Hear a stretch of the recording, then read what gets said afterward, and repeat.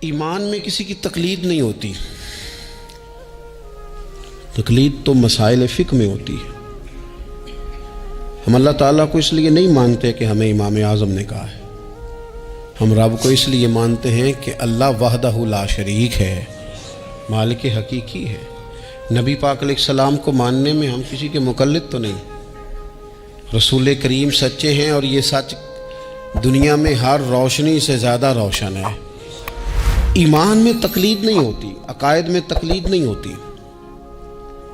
تقلید تو ہوتی ہے مسائل میں کہ فلاں بزرگ کے اجتہاد پر، استنباط پر ہم زیادہ یقین رکھتے ہیں، زیادہ اعتماد کرتے ہیں، ان کے مقلد ہو جاتے ہیں۔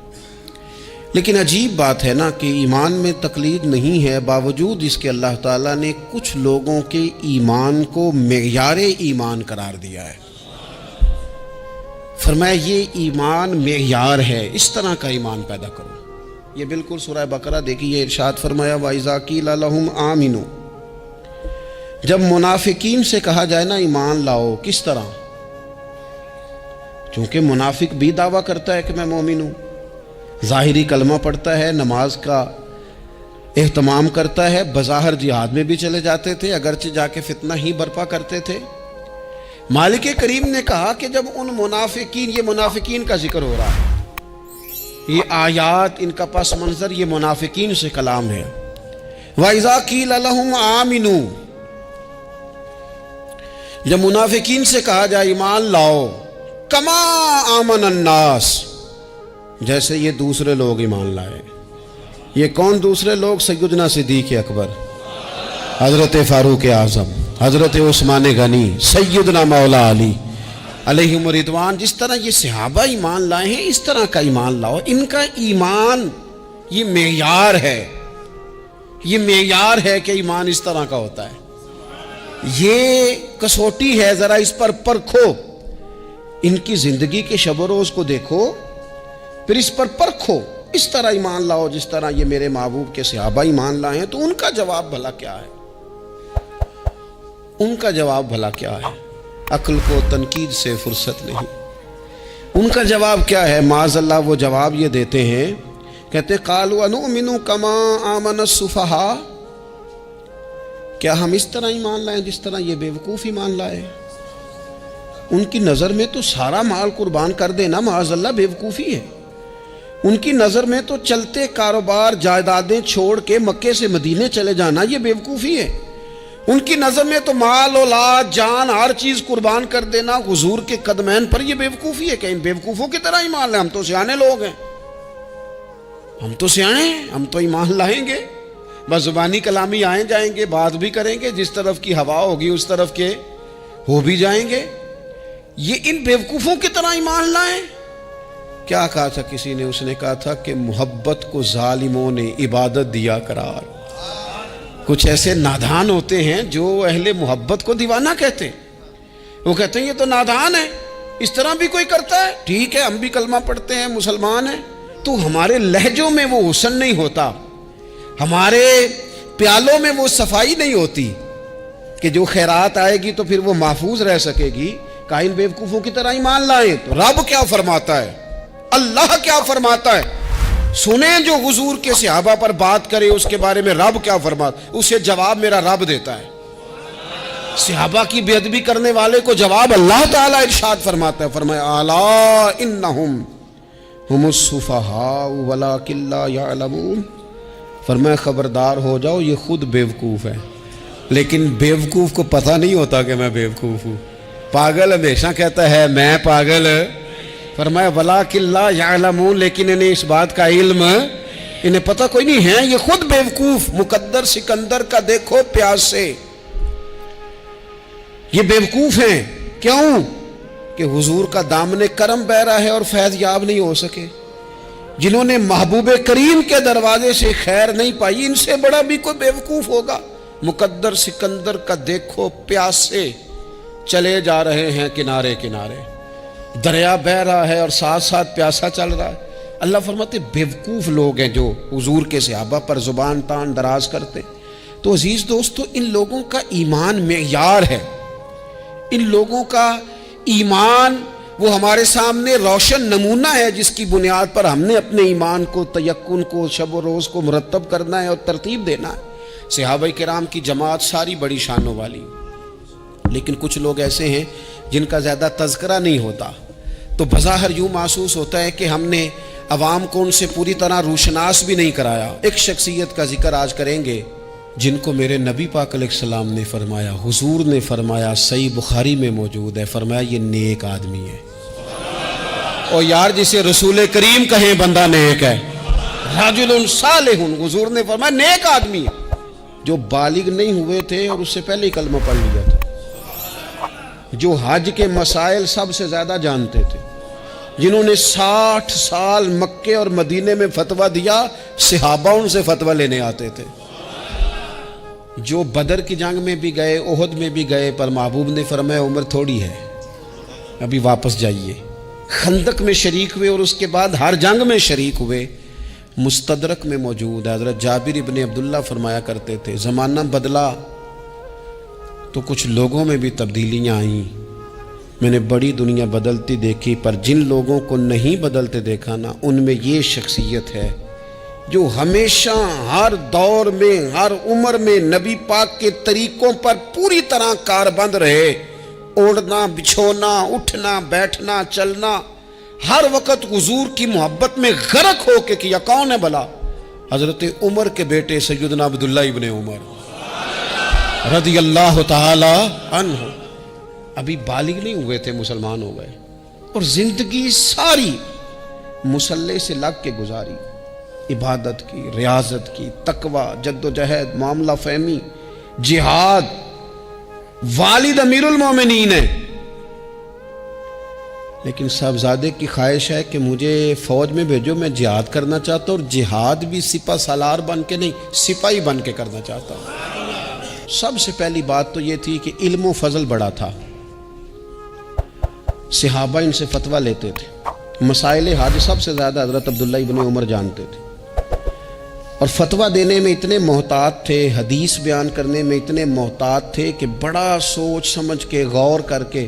صحابہ فرمایا کرتے تھے یہ واحد بندہ ہے کہ جو 1 منٹ سے پہلے کہہ دیتا ہے، سب سے زیادہ مسائل آتے ہیں لیکن 1 منٹ سے پہلے کہہ دیتے تھے اس مسئلے کا مجھے نہیں پتا، تحقیق کروں گا، اگر پتہ چل گیا تو بتا دوں گا، فوراً کہہ دیتے تھے۔ ایک دفعہ ایک صاحب نے مسئلہ پوچھا تو چپ کر گئے، سوچنے لگ گئے۔ ہمارے ہاں نا لوگوں کو حاضر جواب کہلانے کا شوق ہے، یہ شوق بڑا خطرناک ہوتا ہے۔ اگر آپ حاضر جواب ہیں تو بڑی اچھی بات ہے، لیکن حاضر جواب کہلانے کا شوق تو نہ پیدا کریں۔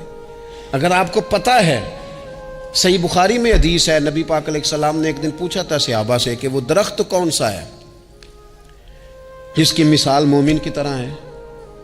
تو حضرت عبداللہ ابن عمر کہتے ہیں مجھے پتا تھا کہ وہ کھجور کا درخت ہے، پر میں نے جواب نہیں دیا۔ کیوں نہیں دیا؟ فرمانے لگے ابو بکر صدیق بیٹھے، فاروق اعظم بیٹھے، مولا علی بیٹھے، بزرگوں کی موجودگی میں جواب دیتا پھروں؟ یہ ٹھیک نہیں ہوتا، یہ صحیح نہیں ہوتا۔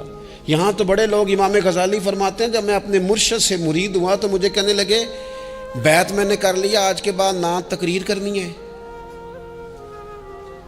نہ مدرسے میں سبق پڑھانا ہے، نہ کسی کو مسئلہ بتانا ہے۔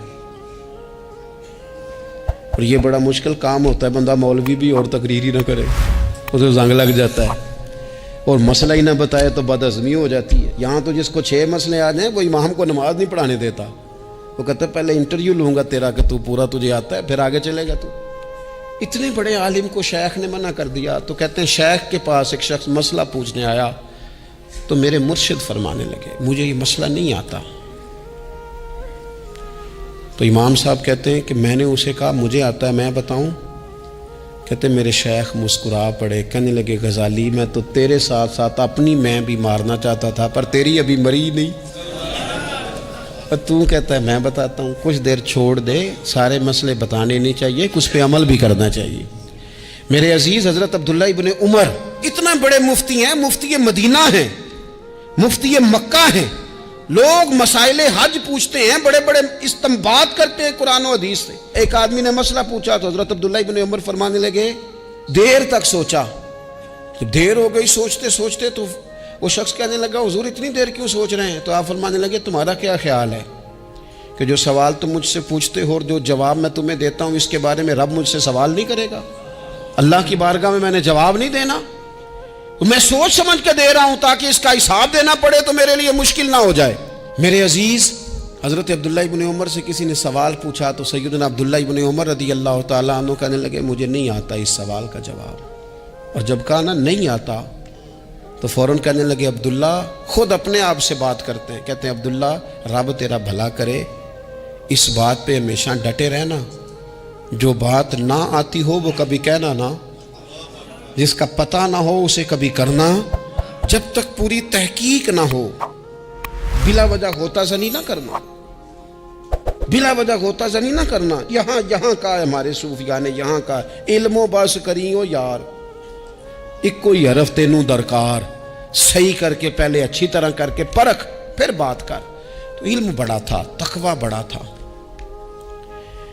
اس کے ساتھ ساتھ پھر یہ تھا کہ غریب پروری بڑی تھی۔ ایک بندہ خیرات لے کے گیا، وہ پھر لائن میں لگ گیا ہے، اسی کیا کھیدہ پلا تو پھر آ گیا ہے۔ تو حضرت عبداللہ ابن عمر کو بندہ دوبارہ آتا نا تو کسی سے قرضہ لے کے کہتے یار اس کو بڑی ضرورت تھی تو دوبارہ آیا نا، ایک دفعہ تم ذرا دے دو میں تمہیں دے دوں گا، اس کو دینا ہے۔ جتنی دفعہ شام کو کھانا کھاتے اتنی دیر حضرت عبداللہ ابن عمر کھانا نہیں کھایا کرتے تھے جب تک کوئی یتیم آ کے دسترخوان پہ بیٹھ نہ جاتا، نہیں گزارا ہوتا۔ اور یار کیسے لوگ کھا لیتے ہیں، اعلیٰ غذائیں کھا رہے ہیں، اور ایک طرف ایک بہن مجبور بیٹھی ہے، بھائی مجبور بیٹھا ہے، سسرالی رشتہ داروں میں لوگ مجبور بیٹھے ہیں، عزیزوں میں لوگ مجبور بیٹھے ہیں، یتیم غریب مسکین، اور یہ روز نئے سے نیا ذائقہ، جب تک یتیم نہ ہوتا کھانا نہ کھاتے۔ اور صدقات و خیرات بھی کرتے تو جس طرح ہم کرتے ہیں نا، ناراض نہ ہونا۔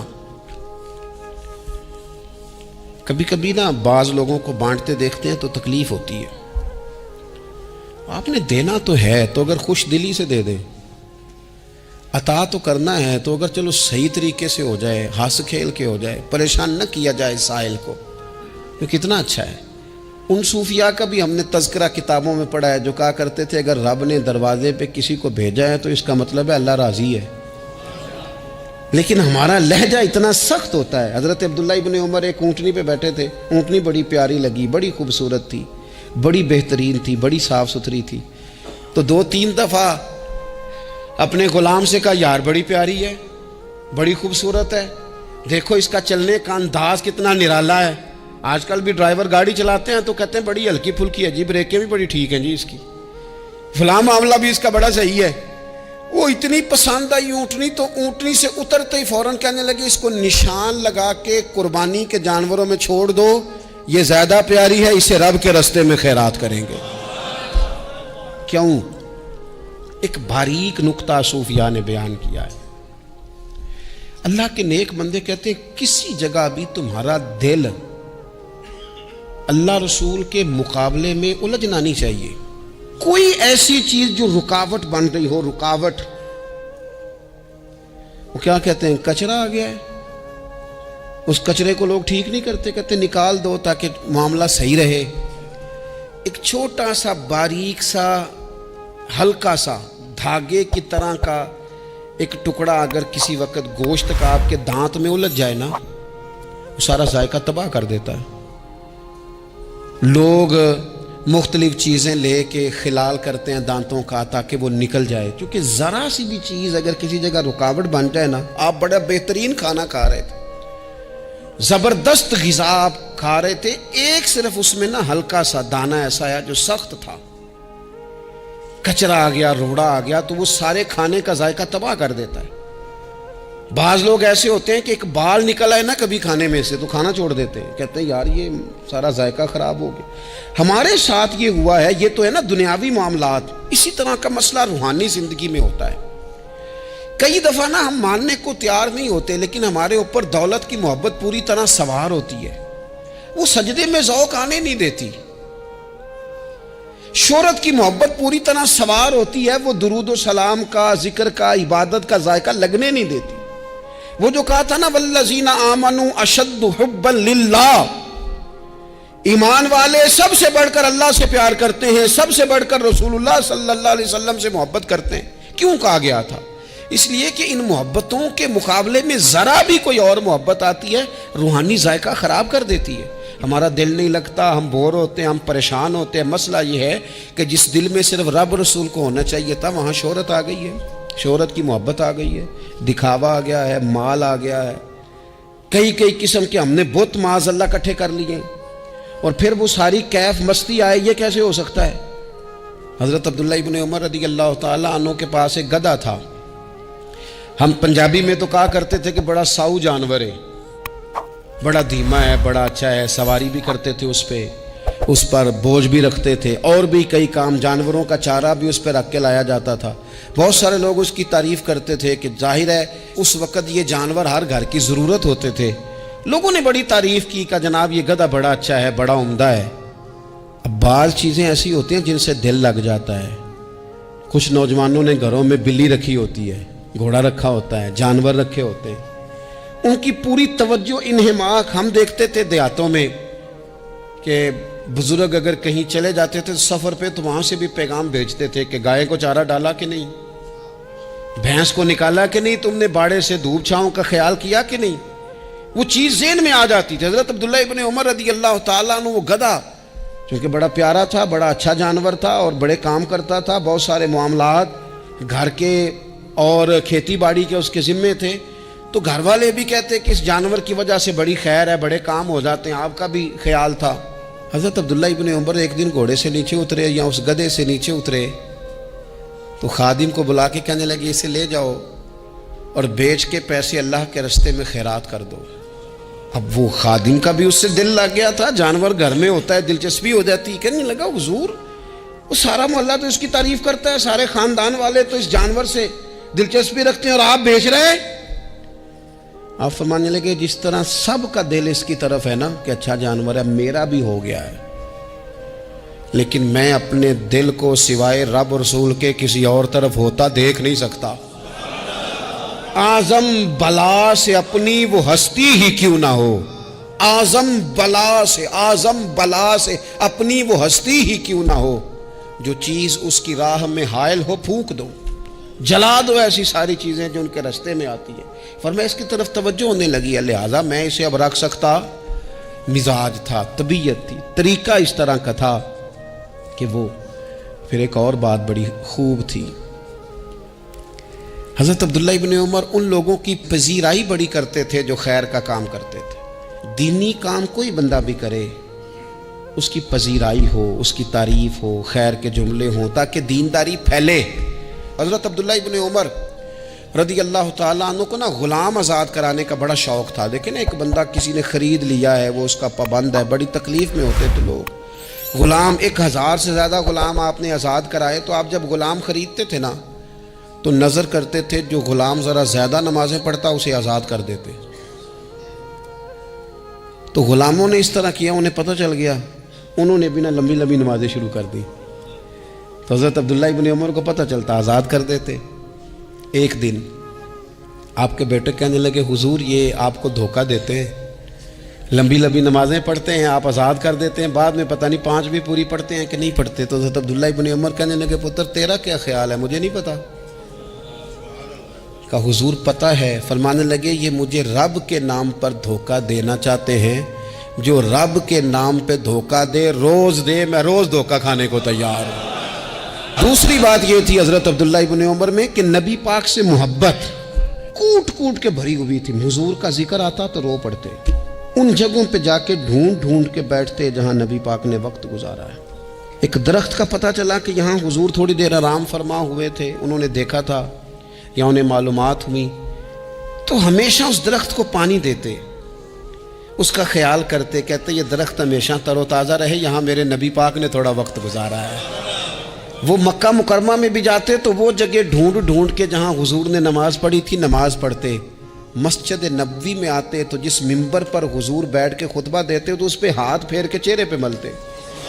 حضور کی قبر انور پر حاضری دیتے, السلام علیکہ یا رسول اللہ کہہ کے اس بارگاہ عالی مرتبت میں حاضری دیتے. حضرت صدیق اکبر کو سلام کرتے, حضرت عمر کو سلام کرتے. پیر سن ہو گئے ایک دفعہ چلتے چلتے, تو کسی نے کہا جس سے سب سے زیادہ پیار ہے نا اسے پکارو, پیر ٹھیک ہو جائے گا. تو فوراً کہنے لگے یا محمد.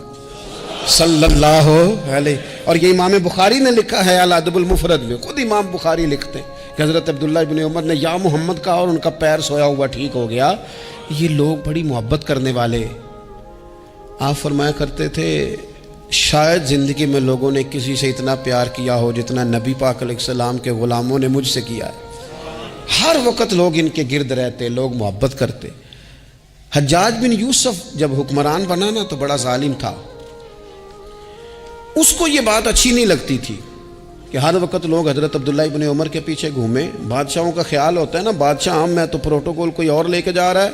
اس نے ایک دفعہ جمعہ پڑھاتے پڑھاتے معاذ اللہ حضرت عبداللہ بن زبیر رضی اللہ تعالیٰ عنہ کے خلاف کوئی بات کی. تو حضرت عبداللہ ابن عمر اگرچہ بڑے صلح جو تھے، صلح پسند تھے، لیکن اگر حق کی بات ہوتی اور اس طرح سے ہوتی کہ کوئی بڑی غلط بات کرتا تو پھر ٹوکنے میں بھی بڑی جرأت کا مظاہرہ کرتے. ایک دفعہ اہل کوفہ نے آپ سے مسئلہ پوچھا نا، چونکہ آپ مفتی تھے، لوگ مسئلے پوچھتے تھے. انہوں نے پوچھا حضرت عبداللہ ابن عمر سے کہ مکھی اور مچھر کا خون لگ جائے تو اس کا کیا مسئلہ ہے؟ کپڑے ناپاک تو نہیں ہوتے؟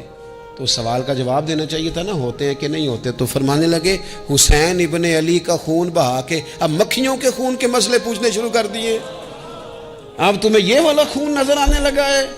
حضور کی اولاد پاک کو شہید کر کے اب ان مسئلوں میں آئے ہو؟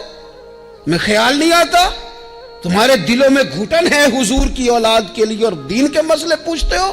جاؤ پہلے کشادگی پیدا کرو، تیری نسل پاک میں ہے بچہ بچہ نور کا، تو ہے عین نور تیرا سب گھرانہ نور کا. پہلے کشادگی لاؤ حضور کی اولاد پاک کے لیے، پھر مسائل پوچھنا. حجاج بن یوسف نے کوئی بات کر دی، آپ نے ٹوک دیا، آپ نے ٹوک دیا. تو پھر حجاج نے سازش کی. اوہو، اللہ والوں کے خلاف جو سازشیں ہوتی ہیں بڑی گہری ہوتی ہیں، بڑی سخت ہوتی ہیں، بڑے جال بنے جاتے ہیں، بڑا حسد کیا جاتا ہے، بڑی تکلیف دی جاتی ہے. اللہ قرآن میں کہتے ہیں محبوب یہ لوگ تجھ سے حسد کرتے ہیں، حسد من عند انفسہم، ان کے دلوں میں تیرے لیے حسد ہے. حسد کرتے ہیں لوگ، دور تک نکل جاتے ہیں حاسدین. حجاج نے کیا کیا؟ اس نے ایک شخص سے کہا کہ زہر والا خنجر تیار کرو جو زہر میں بجھا ہوا ہو. اور چونکہ حج کے موقع پہ بڑا رش ہوتا ہے لہذا حج کے موقع پہ لے جانا. حضرت عبداللہ ابن عمر جب تمہارے پاس سے گزریں، بادشاہ میں ہوں، لوگ ان کے پیچھے ہیں، جب وہ تمہارے پاس سے گزریں تو ان کے پیر میں چبو دینا. جب لوگوں نے ایسے عالی مرتبت لوگوں کو نہیں بخشا، اتنے بڑے لوگ محفوظ نہیں رہے تو ہمہ چما کس کھاتے میں؟ آج کس بات کا شکوہ کرنا؟ حضرت عبداللہ ابن عمر اس کے پاس سے گزرے تو اس نے پیر میں چبو دیا خنجر. وہ زہر آپ کے جسم میں پھیلا. جب شدید بیمار ہوئے تو حجاج تیمارداری کرنے چلا گیا. یہ دیکھو دوستی قاتل سے بھی مقتول سے یارانہ بھی. خود چلا گیا اور جا کے کہنے لگا جی اگر مجھے پتہ چل جائے نا کہ آپ کو کس نے یہ زخم دیا ہے تو میں سخت انتقام لوں گا. تو حضرت عبداللہ ابن عمر نے بھی بڑا منطقی جواب دیا. فرمانے لگے مجھے اسی نے زخم دیا ہے جس نے حج کے موقع پر کسی کو خنجر لانے کا مشورہ دیا تھا، اسی نے مجھے زخم دیا ہے. گویا فرمانے لگے ظالم تو خود ہی یہ کام کرتا ہے اور خود ہی تو تیمارداریاں کرتا ہے. حضرت عبداللہ ابن عمر شہید ہو گئے. مکہ مکرمہ میں آپ کا مزار بنا دیا گیا. تقریباً 1500 کے لگ بھگ 1600 کے لگ بھگ آپ سے احادیث مروی ہیں. زندگی حسین گزاری، حضور کی خوشبوئیں ہر وقت آتی رہیں. حضرت عائشہ صدیقہ، حضرت حذیفہ، حضرت جابر بن عبداللہ، یہ تینوں جلیل القدر لوگ کہا کرتے تھے حضور کے بعد زمانے کی تبدیلی سے بڑے لوگ تبدیل ہوئے، لیکن جو لوگ حضور کے طریقوں پر پوری طرح قائم رہے ان میں بڑا نام حضرت عبداللہ ابن عمر کا ہے. بڑا نام. رات بھر عبادت کرتے اور دن کو ظہر سے عصر تک اللہ کی یاد میں مصروف رہتے. 3 باتیں اپنی زندگی میں سمجھیں. ایک تو جس بات کا پتہ نہیں ہے اس کو کبھی ڈسکس نہ کریں، یہ ہمیں حضرت عبداللہ ابن عمر کی زندگی نے بتایا. اور دوسری بات یہ ہے کہ کوشش کریں، سخاوت کرنی ہے اللہ کی رضا کے لیے، تو اس میں اللہ کی رضا ہی پیش نظر ہو. اور تیسری بات یہ جتنا ہو سکے اپنے آپ کو حضور کے دروازے کے قریب کرے، نبی پاک کے رستوں کا مسافر بنے.